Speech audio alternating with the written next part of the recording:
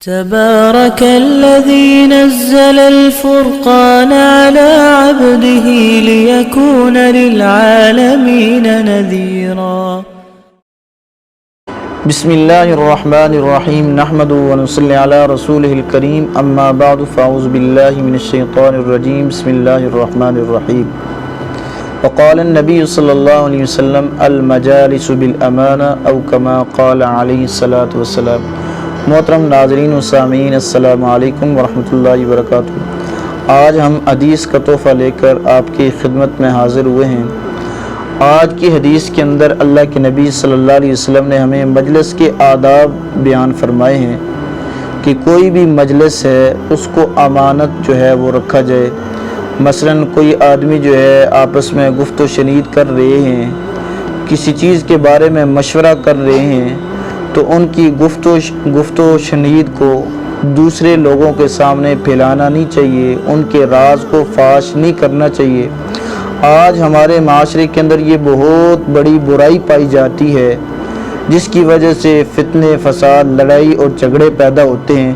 وہ یہ ہے کہ ہم دوسروں کا راز جو ہے وہ فاش کرتے ہیں،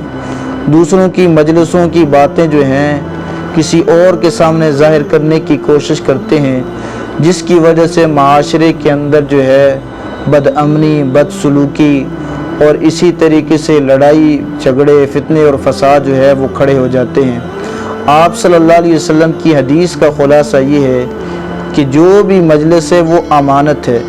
البتہ جو ہے امام داؤد رحمۃ اللہ علیہ نے حضرت جابر رضی اللہ تعالیٰ کے حوالے سے جو ہے اس حدیث کی مزید جو ہے وضاحت کی ہے، اور اس کے ضمن کے اندر ایک اور حدیث پیش کی ہے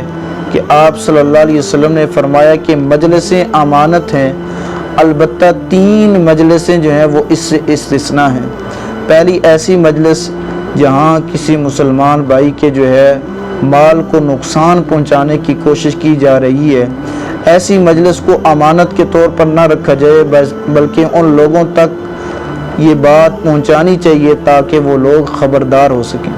دوسری وہ مجلس جس کے اندر کسی مسلمان بھائی کو ناحق قتل کرنے کی سازش ہو رہی ہے، تو ایسی مجلس کو بھی راز کے اندر نہیں رکھنا چاہیے بلکہ اس کو بھی دوسروں تک پہنچانا چاہیے۔ اور تیسری وہ مجلس جس کے اندر کسی مسلمان عورت کی عصمت دری جو ہے اس کے خلاف جو ہے بات ہو رہی ہے، اس کے جو ہے عزت کو لوٹنے کے جو ہے بات ہو رہی ہے، تو یہ 3 مجلسیں جو ہیں اس حدیث سے مستثنیٰ ہے۔ ایک وہ مجلس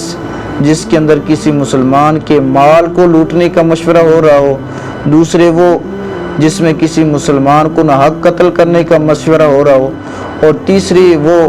کہ جس میں کسی مسلمان عورت کی جو ہے عزت کو نیلام کرنے کا مشورہ ہو رہا ہے۔ اس کے علاوہ جو ہے اگر مسلمان کے دین کے خلاف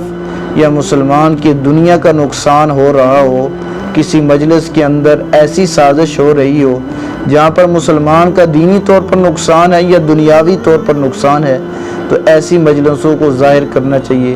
اللہ تبارک و تعالی ہمیں حضور صلی اللہ علیہ وسلم کے ان ارشادات کے مطابق اپنی زندگی گزارنے کی توفیق عطا فرمائے۔ وآخر دعوانا الحمدللہ رب العالمین۔